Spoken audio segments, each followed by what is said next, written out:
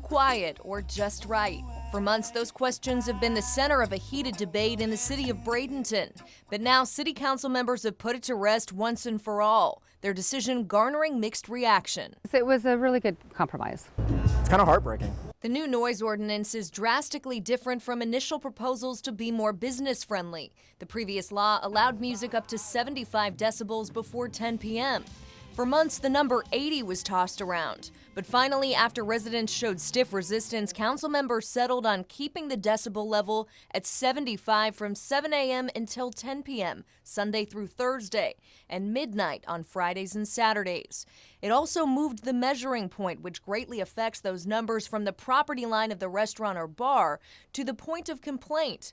But Motorworks Brewing says it's far from perfect. The Bradenton Brewery has in many ways become the poster child for the argument to allow live music louder and later. It's not like we're sitting here doing like big monstrous shows like you'd see at a huge music festival out at like, a Coachella or Bonnaroo or something like that. They say the new policy changes little, dubbing it a business killer and arguing the cap on late night noise stifles nightlife and slows revenues as customers head to St. Petersburg, where live outdoor music is allowed until 2 a.m. I do see a lot of businesses and cities nearby thriving because they are doing things that are much more friendly towards new business and getting people to go out and enjoy the music and the arts and the culture. But directly behind Motorworks is the Village of the Arts. They say any louder and the music is sure to disrupt their way of life. The biggest concern is that this will proliferate into other neighborhoods. Founding executive director for the Village of the Arts, Annie Rossini, has lived and worked in the village for nearly 20 years.